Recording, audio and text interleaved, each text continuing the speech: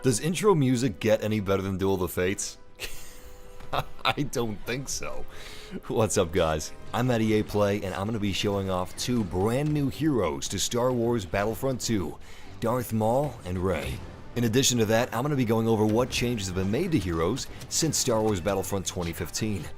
Let's start with Darth Maul. This guy is nasty. He's dirty, devilish. The man's a menace, and he is seriously epic. I mean, his animations are top-notch. It looks like they got Ray Park to do mocap. I don't know if they actually did or not, but they did a really good job animating him. Anyway, he is a lot of fun to play as. He is as much fun as I had hoped he would be.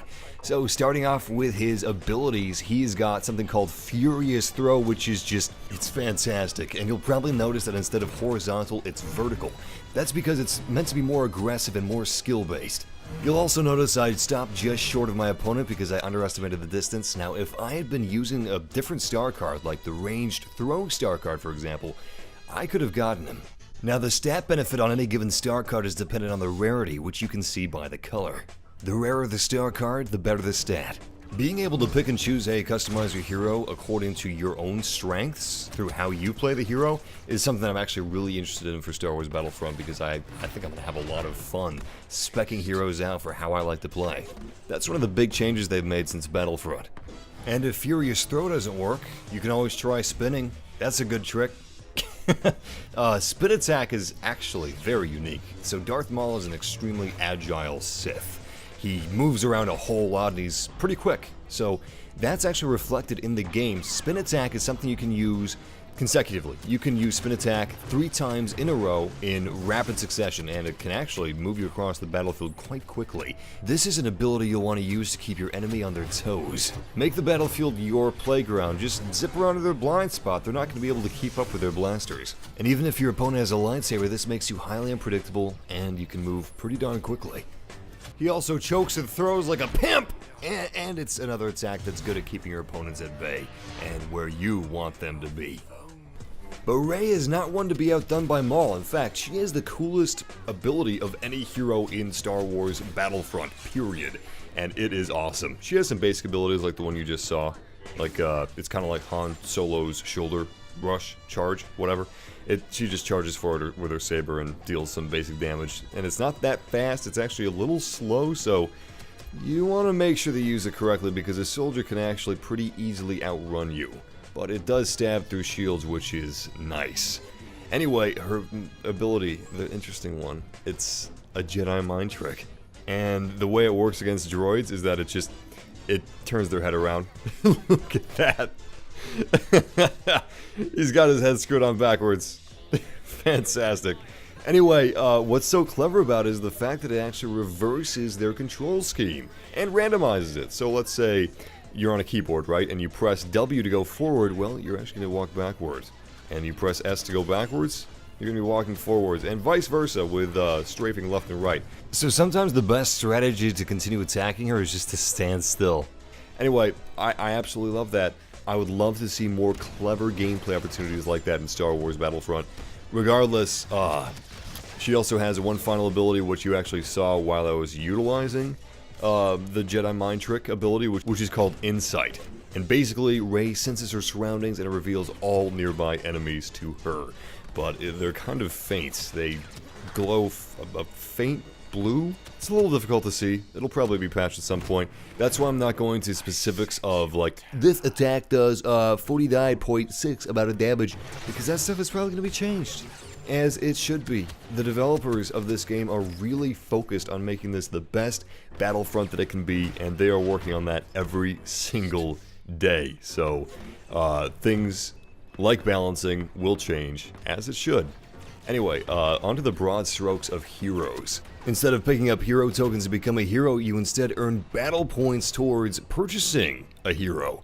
And you earn battle points by playing the objective, supporting your teammates, getting kills, all kinds of stuff like that will get you on the road to 5,000 points, which is currently how much a hero is.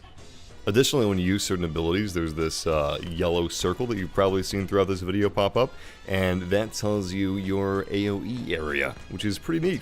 I like that. On the whole, heroes also do a little less damage. For example, one lightsaber slash isn't going to take down a full health soldier. It might take 2. So they're a bit squishier than they were in Star Wars Battlefront 2015, and it's not because they're worse. It's because they're more complex. They're not as simple.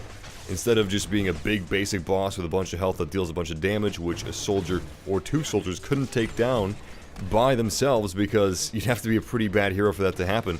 Now, 1 or 2 soldiers can actually take down a hero if they get the drop on them, or if they know what they're doing, or if the hero's new.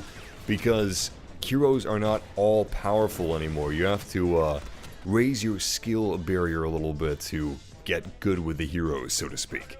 Aside from the fun that comes with raising the skill ceiling and being able to customize what your hero's strengths are through star cards, your hero actually regenerates health. If you're stuck at like 2 health, let's say, you can go dodge and take some cover and wait until you recover your health back to 100%, and I think that's fantastic. I'm actually really enjoying that. In fact, everything in Star Wars Battlefront, from the special classes to the vehicles to the heroes, regenerate health eventually. Now, I believe they all vary in how quickly they regenerate health and when that activates, and I think there are star cards that can activate that sooner if you'd like, but I really like the direction they're taking the heroes, and I would love to play the new heroes versus villains type of a game mode, which they have to have in this game, because, I mean, come on. it's got to be there. I want those fantasies of just seeing all of these favorite Star Wars characters duking it out amongst themselves, and I can't wait to see what other Star Wars characters are going to be announced and revealed for Star Wars Battlefront 2. We already know we have Finn and Phasma coming, which is very exciting, and they're free! That is the most exciting part of all of this, is the fact that all DLC is going to be free, and that is fantastic. It's not even DLC, it's just content. It's just awesome, great stuff at this point, and that's great. That's great. I'm so happy about that.